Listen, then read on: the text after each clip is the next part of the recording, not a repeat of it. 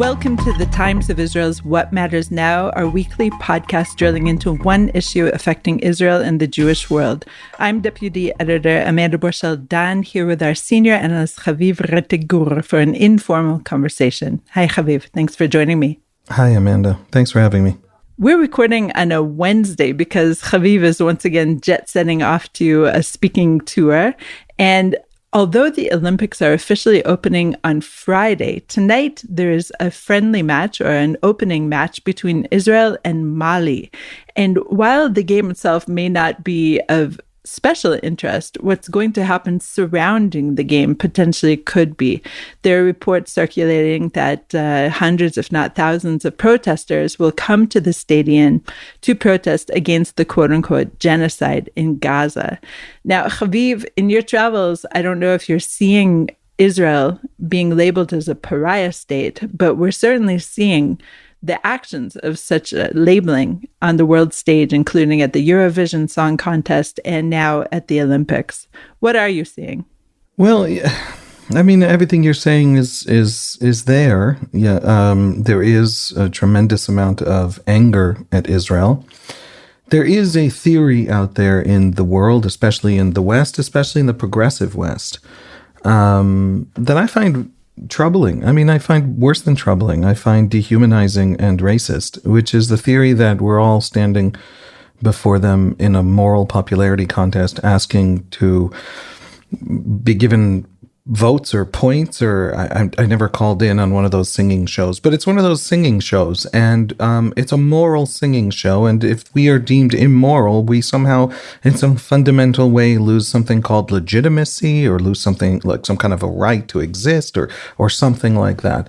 It is a strange idea, an idea that sense-making elites like journalists and academics out there in the world assume about themselves, that they have this position where they sit in judgment over the world, and they are deeming us of late a pariah. I'm trying to respect it. I'm trying to understand it. You know, people are smart. People are three-dimensional. This idea strikes me as very strange.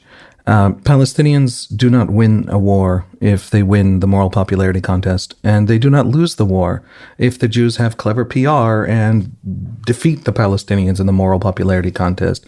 Ditto Israel. Israel doesn't disappear if we lose this contest. The rage, the anger, I'll put it real simple. Gazans are suffering terribly, terribly, terribly. The best case scenario, what the Israeli government hopes the world understands about Gaza, that there's a huge amount of aid, that there isn't a famine, even though you've heard a lot about a famine in Gaza. There's an actual, literal, real famine in Sudan and no famine in Gaza. No one has died of famine in Gaza. There are reports of a few dozen from months and months and months ago, and those reports are recycled constantly. Does that mean Gazans aren't suffering terribly? No, of course not. They're suffering disastrously. Best case scenario is still thousands of dead kids. Best case scenario, the lowest level of suffering that could possibly be based on the data is still hundreds of thousands of families displaced. Gazans are suffering. If world opinion is a response to that suffering, it is good, it is right, it is just. If people want to come to Israel with demands because of that, I have no problem with that. I suspect we are better in Gaza because of the world coming to us with demands. That's how the world works. We are not totally insensitive to the discourse around us, but it's awfully hard to take the world seriously. And it's awfully hard for a very simple reason. Those people are going to come and protest Israel when it's playing Mali. There are vast, vast human rights abuses in Mali. There are crimes against humanity in Mali. There was a war that nobody really cared about in Mali, and nobody will have protested any of it in Mali. There's also South Africa is suing us for genocide in the International Court of Justice. South Africa is close to Assad of Syria, who committed an actual genocide recently, documented. Syria was 10% Christian 13 years ago. Syria is 2% Christian today. None of that matters to the world. None of that means anything. None of that brings out the protests. It's hard for Israelis to take it seriously. So there is, I don't want to dismiss it. Okay, our job as journalists is to scratch the surface, get at the human story, understand why people think what they think, and if we think they're being stupid, that's on us. In other words, they're not being stupid. Doubly so, we need to understand their story because it means we don't understand it. At the same time, as Israelis, it's hard to respect that because it's so hypocritical. It's so one-sided. China just hosted Hamas and Fatah, and they signed some document claiming things like Hamas is going to commit not to commit terror attacks or some silly thing like that. And then some people on Twitter decided that proves Hamas is no longer a terror group or something. China right now, its treatment of the Uyghurs is something the Muslim world is totally ignoring, doesn't care about. It doesn't interest it. But somehow we should respect the Chinese commitment to the human rights of Palestinians. The international community is so deeply hypocritical that these Olympics are going to happen. There's going to be protests against Israel. Israelis are going to know one thing for sure. Israelis who think Israel's not okay. Israelis who think Israel has gone overboard in the war in some moments, in some places, in certain battles, are going to think the world is so deeply hypocritical in its obsessive focus on us that it's hard to take it seriously. Well, I think people are taking it seriously. Israel is the only team with 24-hour security out of all of the nations of the world competing at the Olympics. And of course, we saw in 1972 the worst case scenario of when these protesters or activists become terrorists. And I'm talking, of course, about the Munich massacre, which is being commemorated this year at an undisclosed location because the Israeli national team is afraid that there will be violent activism or terrorism against it yet again. So I think they are taking it extremely seriously. Oh, yeah, no, people wanting to kill Jews is definitely something we should take seriously. The moral pearl clutching of a world that doesn't care about what the Houthis have done to Yemen or the Hezbollah is doing to Lebanon, or frankly, the fact that Hamas spent 17 years in Gaza building nothing but tunnels to ensure that the only way the enemy can come for them is by cutting through the civilian population while they hide in those tunnels, and not a single civilian in Gaza has been able to step foot in those tunnels to protect themselves in 9 months of war. The fact that Hamas's fundamental strategy is mass destruction and death of Gazan civilians, which is essentially the Houthi strategy in Yemen, and it's essentially what Hezbollah protects itself in Lebanon by forcing a massive destruction of Lebanon in the case that anybody fights a war with Hezbollah. That fact doesn't interest anybody and doesn't lead anybody to rage or anger and of course doesn't mean that the Lebanese or Palestinian or Yemeni or Chinese delegation, because of what's happening to the Houthis, or anything Assad has done in any of his crimes, has never threatened the Syrian delegation to the Olympics. So yes, the desire to kill Jews for the just sense that they should not be, it's too morally unconscionable to allow them to stick around, that is something we should take seriously. But that has a separate name. That is not moral horror at Gaza. That was there before, by the way. The Israeli team was more protected than other teams long before Gaza.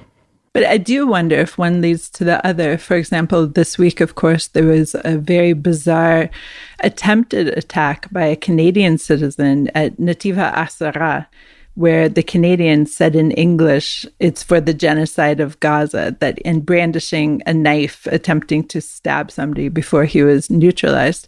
You have to wonder, why is a Canadian coming all the way to Israel? Because we're leading the news, because Israel is painted so blackly in international media for the past 9 months, even though, of course, we're fighting a war that we didn't start or want in any case. In other words, somebody in the name of what? Retribution for Gaza decided to attack a civilian Israeli village. Mm-hmm. That about makes sense. Yeah, that's about the moral position of this whole situation. Here's the thing: an Israeli looks out at the world and sees in the Eastern Hemisphere, outside of the English-speaking world, basically, a world that doesn't have a whole lot of Jews left, but a world that still thinks about the Jews and thinks about their crimes vastly beyond what it thinks about other people's crimes and other people's mistakes and other people's problems, just by an order of magnitude. I mean, the very fact that you have this in UN institutions where it's numerical at some point. You know what I mean? At the UN Human Rights Council or whatever it is now, or whatever it was before, it was the committee.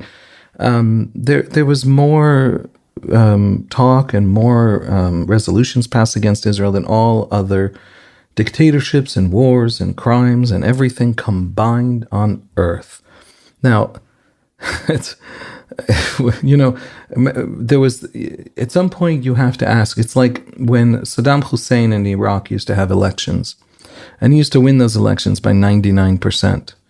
And one time CNN interviewed one of the heads of the election commission of Iraq, and they said, maybe he shouldn't win by 99%. Maybe it would be more believable if he won by 80%, maybe.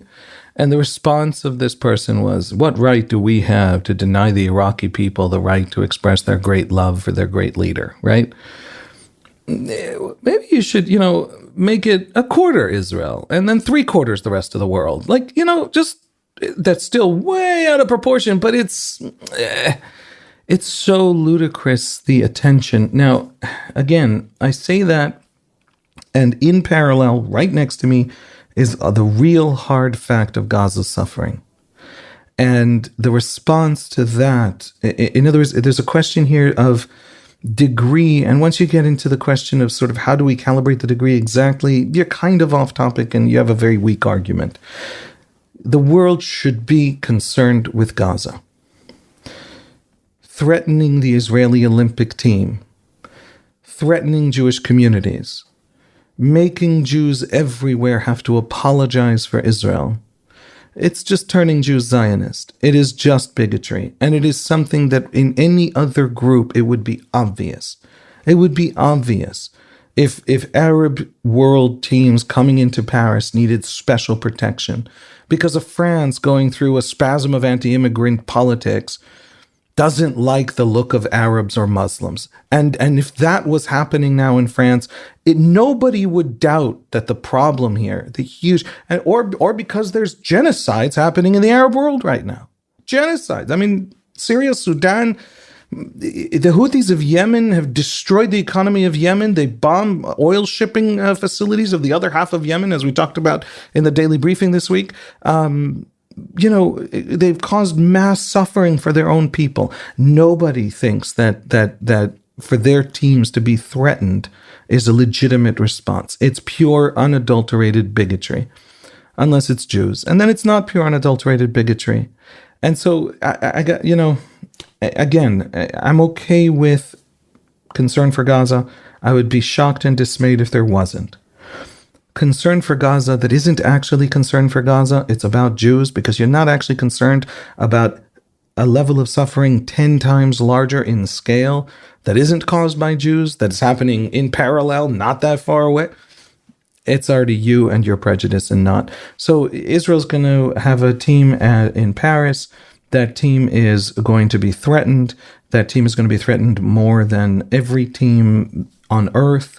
No matter what's happening on earth, we are at a 30-year high in terms of conflicts around the world. And the only team that everyone is worried about might face actual murder is the Israeli team. So I want to care about world opinion. I do. I'm trying. I'm failing.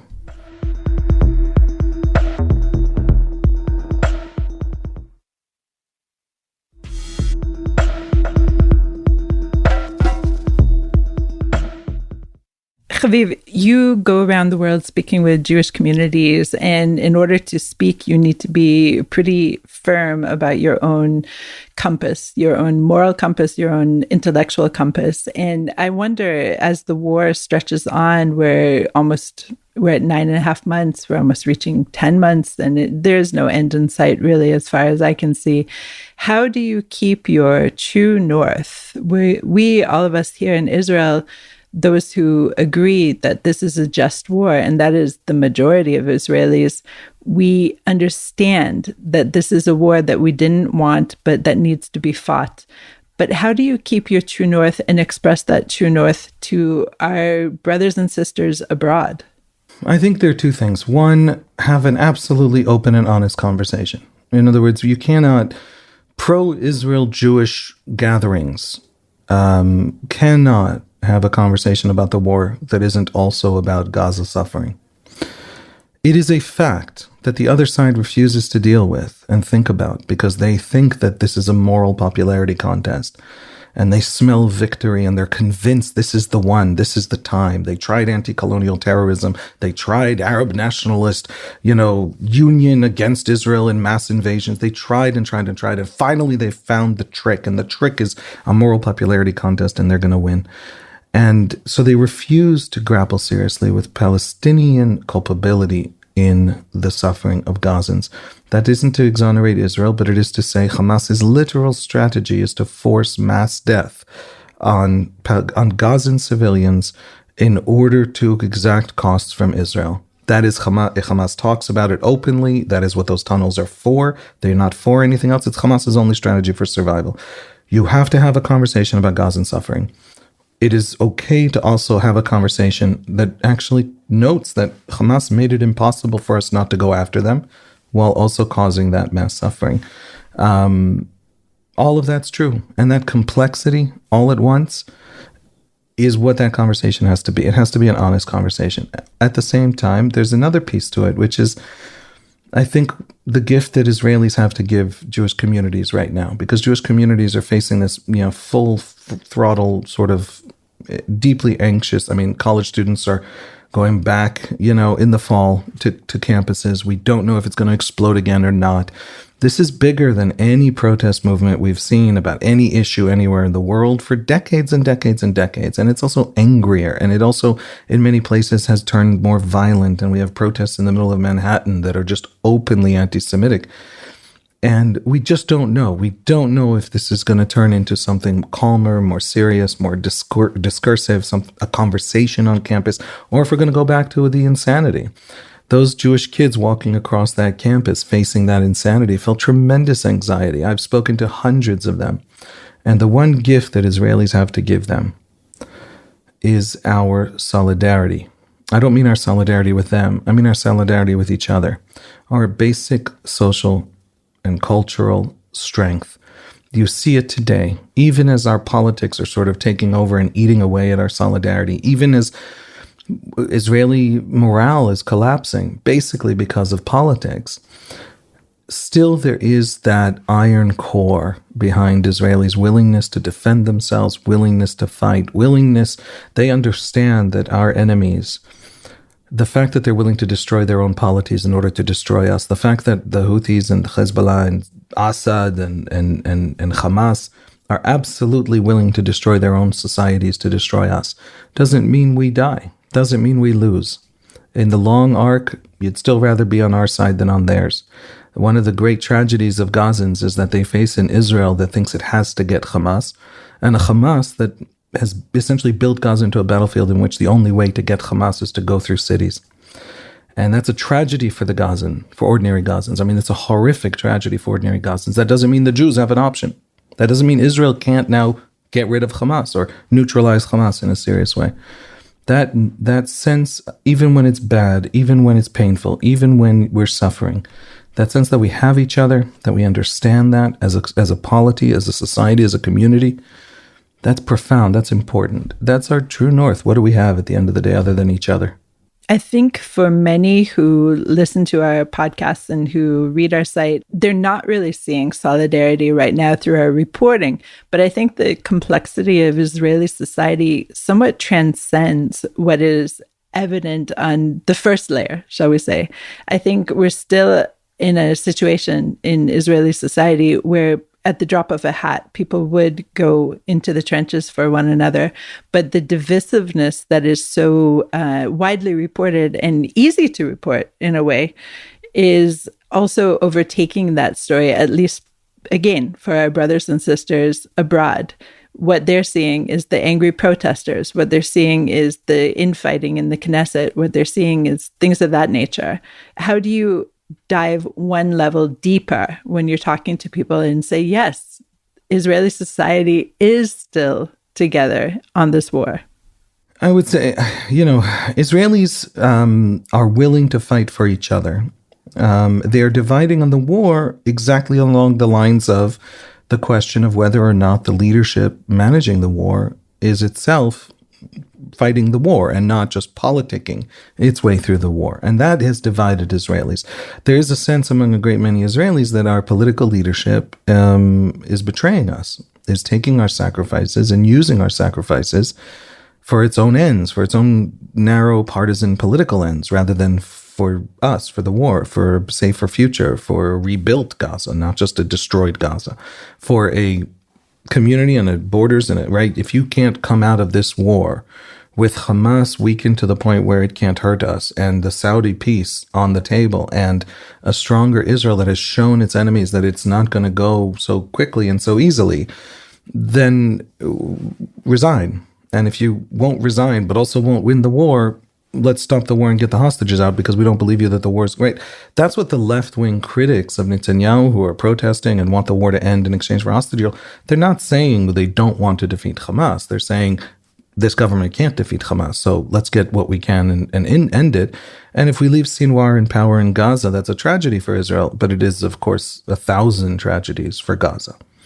And eventually Sinwar will attack again and we'll finish him off then. And our only task between now and then is not to let him kidnap 245 Israelis, right? So that is the view. It is a distrusting government. When the political class becomes a political class that is trusted again, all of those gaps heal over. And those Israelis will be willing to fight for a government they believe is actually fighting a war to end the war, to bring the peace. So that's, look, when you ask Israelis who look like they are protesting the war, what exactly in the war they're protesting, that's where you find the unity. And not just that. 100 different Israelis right now in the public eye are showing the unity, especially around the hostages. The Poland Goldberg family, whose son Hirsch is a hostage in Gaza, they are showing unity. Just Google them, follow what they say, follow what they do, and you will understand Israeli strength. Noah Argamani was one of the 4 Israelis rescued last month by Israeli special forces. Noah Argamani just caught some flack from some very angry anti-Netanyahu activists in Israel because she flew with him in his official plane to Washington for this visit. I found that horrific. Most Israelis found that horrific, that you would criticize a hostage for flying on the plane because the accusation was that she was the background setting for Netanyahu's, trip to aggrandize himself and try and eke out some kind of domestic political advantage, which is what his opponents think he's doing in Washington right now. He hasn't won a poll in a year and a half, and now he's going to use this moment on the world stage, right, to try and it's his first official visit to Washington since he was elected back in November 2022. That was a horrifying thing to say about Noel Gamani, that she's just that. And she has shown herself to be this extraordinarily smart, poised. She didn't care or respond in any meaningful way to that left-wing attack. But in fact, she did both stand next to Netanyahu and also release a statement in which she had a conversation with Netanyahu and actually leveled serious criticism at him. She said to him in a meeting on that plane, the moment I broke, I'm paraphrasing, I apologize, but the news is out there. You can find the exact quotes. The moment I broke as a hostage was when you went on the radio or went on some news broadcast and said, this is going to be a very long war. She talked about the man who was taken hostage with her. He was killed in an Israeli airstrike that she survived. She talked about how this is someone she hadn't known before, but he helped see her through. And she is now above the fray in a really profound way. Nothing that some far left activists are screaming, and not far left, some of them are not far left at all, but they're very, all they can see is Netanyahu, and they're very anti-Netanyahu, and they are willing to go after publicly a hostage who was rescued to go after Netanyahu. And it just washes off her like water off a duck, as we say in Hebrew, possibly also in English. that sense of strength and poise and just being, this is too important and too serious, and she has too much resilience. So she, in a sense, is very critical of Netanyahu, is flying to get the hostage family's message out in Washington.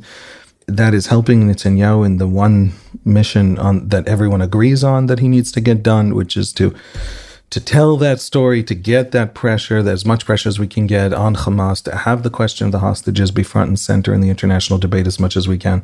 You know, you find these Israelis, you find these families, you find these people who have that public trust, and that public is unified behind them, and you discover the actual real Israel. If all you learn about a country is its news feed, like literally its daily news cycle, you won't know anything at all about a country. How much could you learn about France if you follow its news cycle? Let's do that as an experiment. Everybody follow the French news cycle for 24 hours. You'll come out of it never having heard about a croissant or a baguette, or art, or culture, or war, or the traumas of the 19th and 20th centuries, or anything at all. We are a nation. We have an entire rich life. Don't learn about us from our news cycle. You'll just not know anything.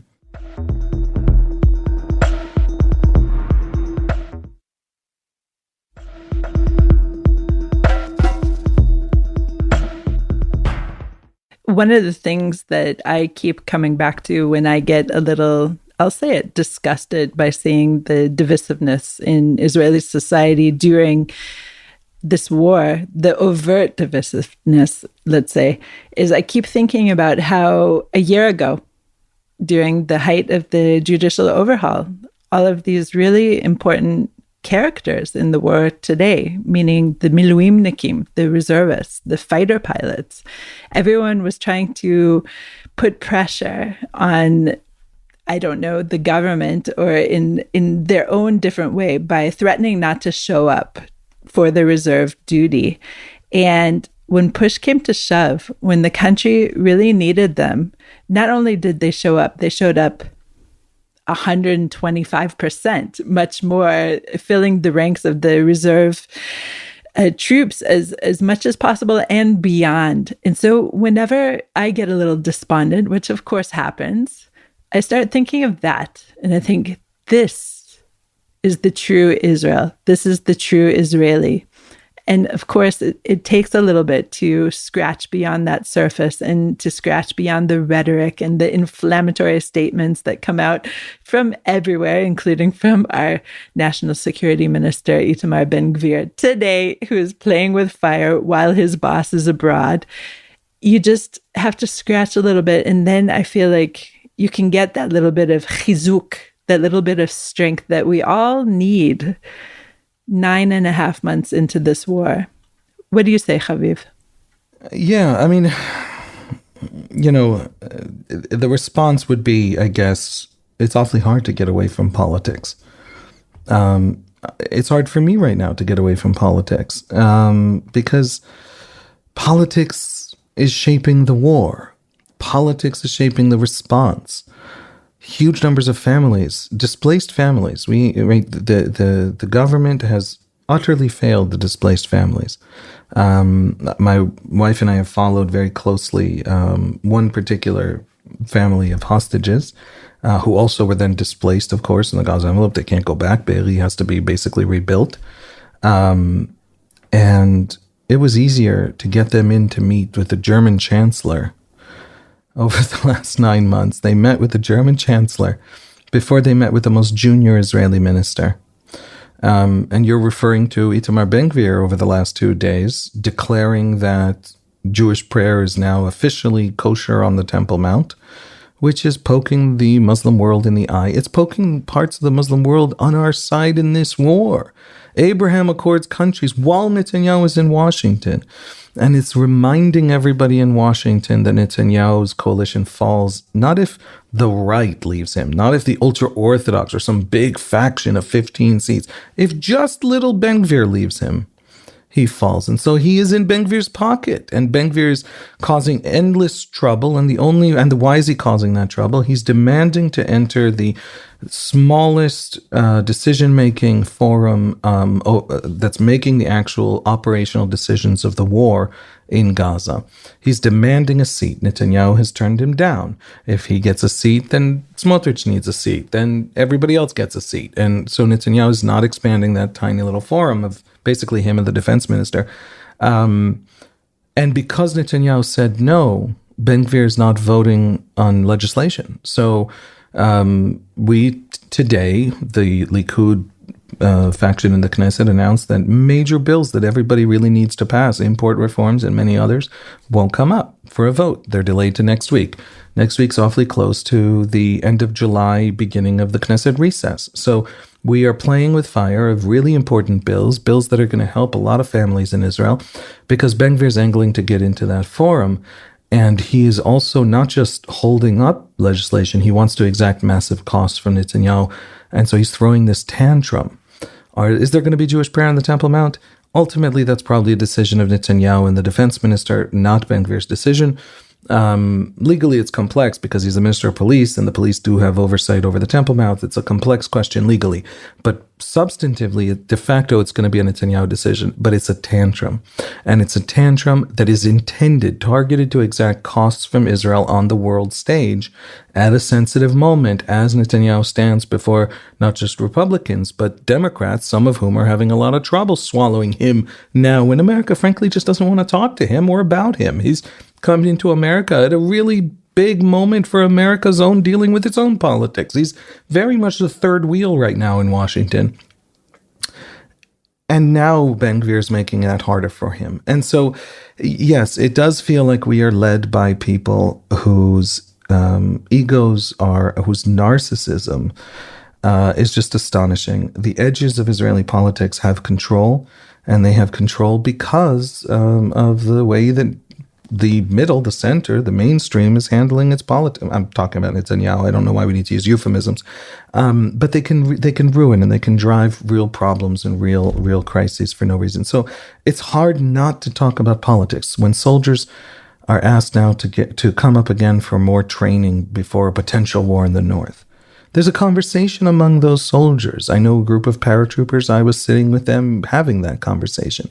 Gaza, we know what we need to do. We need to get rid of Hamas. Why did Netanyahu delay the war for so long and just slow everything down to American pressure? The left says because he doesn't want to end the war. The right says because he's weak. Doesn't matter. The point is there's anger there. But everybody understood that it's about Hamas. Over in the north, the whole question of trust, now that trust has really collapsed, it's going to be harder to draft that army. They're not going to come in 125% rates. So politics isn't the story. We have it's not the fundamental story. You want to understand Israel in 30 years? Ignore the politics. Ignore the news cycle. Look to fundamentals. But right now, in the next 4 years, 6 years, the politics are shaping and they're driving a crash in morale. And I don't know what to tell you. I would say we don't deserve this leadership. One last point. The present day leadership, and not just Netanyahu, the present day leadership essentially has argued to Israelis that Israel is this terribly weak, endangered country. And thank God these leaders, the top 10 front bench of the coalition, of the government, are there saving us from destruction and ruin. Of course, the message is if they lose the next election, then we go to destruction and ruin. I submit to you, Amanda, I don't know any Israeli, including voters for those people, who wouldn't agree with what I'm about to say. I submit to you, we are not a weak nation led by strong leaders, but a strong nation led by whiny narcissists. And that's the best news you can get right now, that the news cycle is the opposite of the fundamental realities. Haviv, a lot to think about, and maybe perhaps a little bit of chizuk, strength in your last statement there. Thank you so much for joining me today. Thank you. Thanks for listening to The Times of Israel's What Matters Now. Please check out another installment next week. This episode was produced by the Podwaves. If you have any questions or comments about this or any other episode, please drop us an email at podcast@timesofisrael.com. Until next week, shalom.